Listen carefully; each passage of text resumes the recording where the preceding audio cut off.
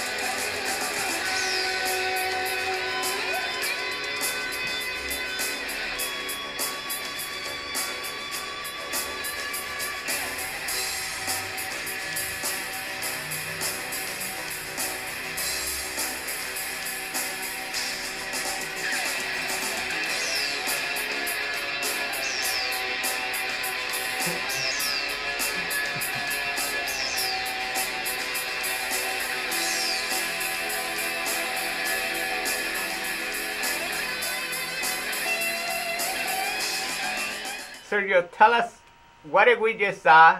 What is your passion about? And where are you trying to go with this thing? Whew, you just saw me getting the crap kicked out of me. I mean, I still have the bruises from that, man. I think it was like 30-something degrees in Griffith Park, that me getting thrown on the ground like that. Yeah, memories. Whew. Where should I start from? like the whole concept. Yeah, where did you came with that concept? What drive you to that concept? Well, I mean, really, I've always loved comic books. I've Mm-hmm. always loved video games. I've always loved cartoons, and you know, there was a period in my life when I first came to LA when I was submitting scripts, trying to get my stuff out there, and you know, I kept hearing no, and I think I was kind of frustrated for a while, and I just, you know, I thought about maybe doing a movie, and I realized I didn't have the budget for that. Mm-hmm. And then I thought, well, maybe a web series would be a better idea. Mm-hmm. Would be cheaper. But I started getting frustrated with the lack of diversity in movies and TV shows too. So that was a big part of my inspiration, because it's like, you know, there are not too many black cartoon characters. Correct. There are not too many black comic book characters.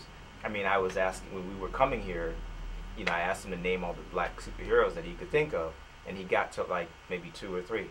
Because that's You know, the only two, I mean, 3 they have you know, made. Blade, Storm, you know, Black Panther is going to be popular, you know, but most people can't get It's past Media Man, right? It's like, but I mean, I can get to maybe 10 or 12 because I've been reading comic books all my life. But compare that to like the literally thousands and thousands of superheroes that are white, you know, and the big characters like Superman and Batman and Wonder Woman, characters that everybody thinks about, Fantastic Four. So I wanted to create a universe where everybody would be able to watch this cartoon, or I mean, you know, this would be able to watch these stories and find characters they could relate to, whether you're black, Hispanic, white, gay, transgendered, anything. You know, I wanted to have some, you know, I want to represent everyone. But I felt like Hollywood wasn't really doing that, and that was all my, you know, that was a big part of my inspiration. So the web series I started as Sons of Legend, which is a group of people with powers from diverse backgrounds get trained to use their powers as a reality TV show, and that was the concept. And then I thought, well, maybe a gay character would be, you know, if I could, you know, so I spun off my character from the show, Go Yankees, Dragon Banks. He has it's a spin-off show, because that would deal more with gay stuff. okay. You know, it would be, you know, and I'm still fine-tuning it, I'm still developing it.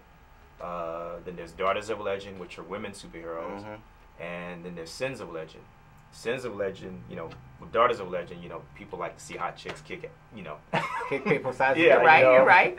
You know, Wonder Woman was a big hit because of those reasons. So. well, you know, the new movie is going to be amazing.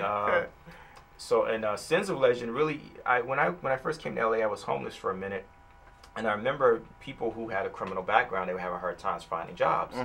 You know, and I really, you know, I was hearing people talking about it, and you know, sometimes they would have to they had to jump through all kinds of hoops just to get. I mean, if you have, you know, responsibilities, you got bills and stuff, you know, and you're trying to just get a job, and you're really trying to change your life. I mean, it's hard, you know, and nobody will give you a job. And sometimes people from other countries have to deal with getting, you know, integrated back into society when they, you know, when they come here. Sometimes people from military backgrounds, when they have to take sometimes classes to become like a civilian, you know, to understand what life is like. So, you know, criminals, you know, people trying to, it's difficult. So I really wanted to make something that would, you know, maybe appeal to people who are in that situation, and also security, you know, security. So Sins of Legend is about super criminals. They're trying to become super criminals, and they decide to form a security guard company.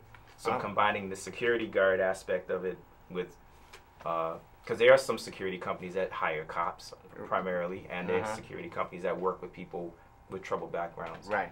So you have people with powers that are security guards. So, Right. So Sins of Legend, you know, which is, you know, that's his thing. You know, he stars as one of the main characters. He's got this ring that gives him powers, kind of like Green Lantern, but can't touch the ring. It makes you go crazy. Well, I'm kind of jealous. So how do you came about involved into this project? I met Sergio a couple years ago when I first arrived in LA. Yeah, I'm trying to find work, you know, as a beginning actor, and he blessed me with the opportunity to be a part of this wonderful legacy he's starting, and it's amazing.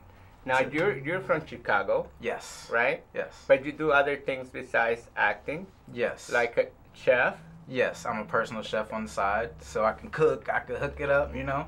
Nice, nice. And you also are a dog trainer. Yes, I trained both of my dogs, Bubbles and Midnight. I trained them to be commercial dogs. Hopefully one day I can get them in commercials, you know. Nice. Yeah. Nice. So what brought you to LA? My acting. Your acting. Yes. And it's wonderful to run people like Sergio that, you know, has put a lot into what he's been doing, because he's serious. It's up the chain. Yeah. You know, and I sat down and I couldn't stop watching the episodes. And it's like, how many does he have? But you know, they're actually really good. I love the graphics. I'm surprised that there's not a lot more people looking at your stuff. Yeah, he's phenomenal at what he does, you know, and I'm honored to be a part of, you know, his projects. So what's new? What you got? I know you got something new coming up, and now you're gonna switch it up to cartoons. And what's the deal? Explain yourself. Well, why the big move?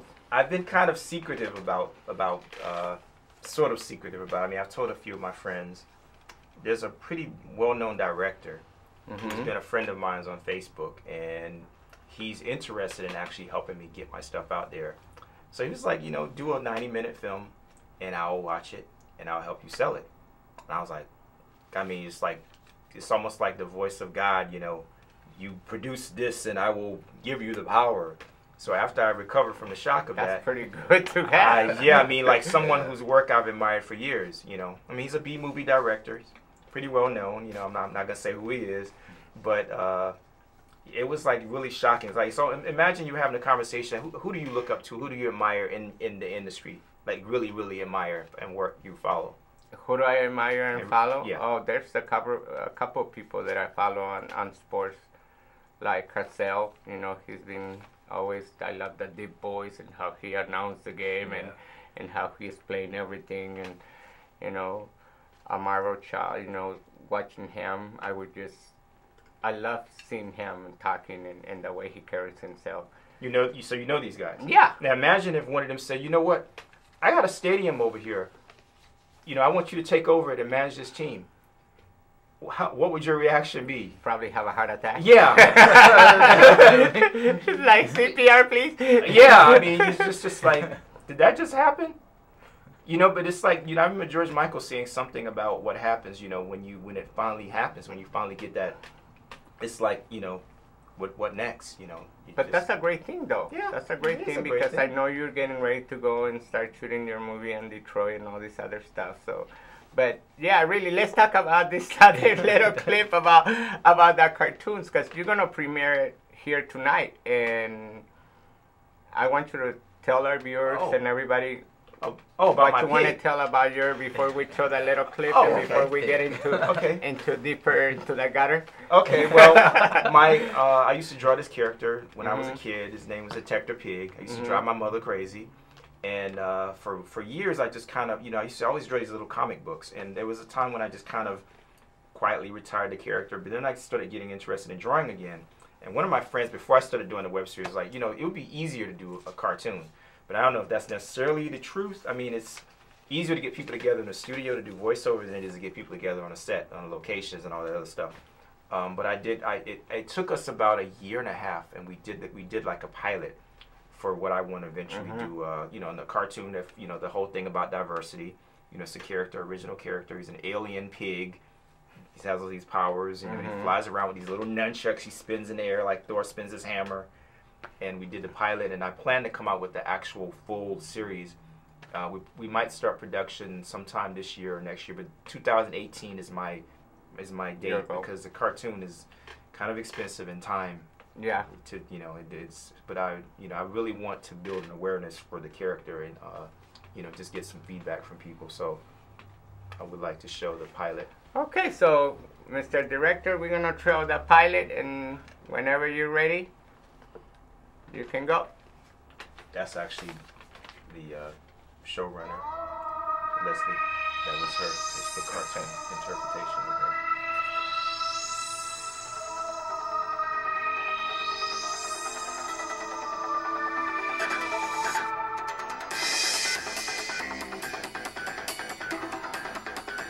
I love that character.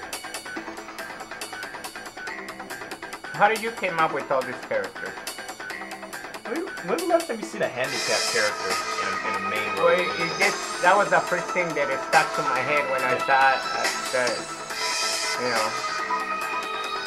I always thought it'd be really cool how if you could have like a little tiny robot with little cameras on it, and you can make the robot fly around and like go on adventures and fight monsters or giant rats or whatever, and you're sitting at home watching on a monitor, you know. So this kid makes these little tiny robots, and he controls them, and nobody knows that these robots go out and defend the city from monsters and things. They don't know it's a kid that's sitting at home in front of his computer controlling these little robots. So I thought it'd be a really cool idea to have someone actually. What a complete and utter waste of time. That's a great idea. It's out there.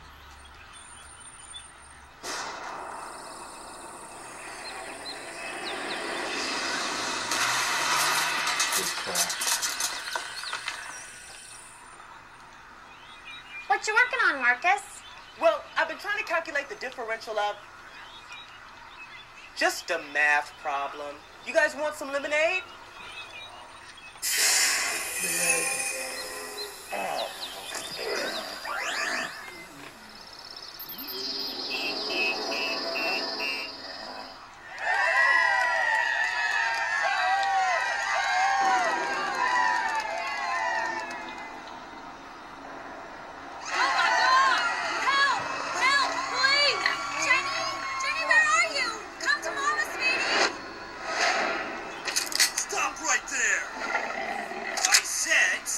Don't make me shoot.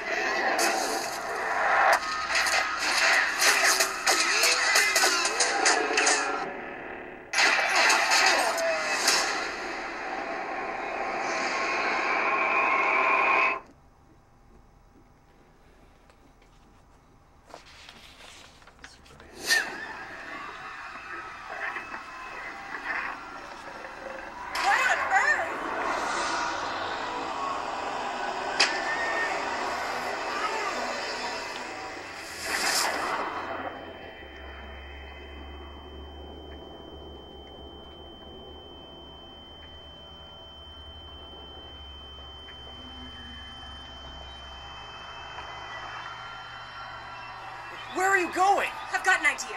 Just keep them away from the kids. And how do you suggest I do that? This is Simmons requesting backup in Orbit Field. We've got a situation here.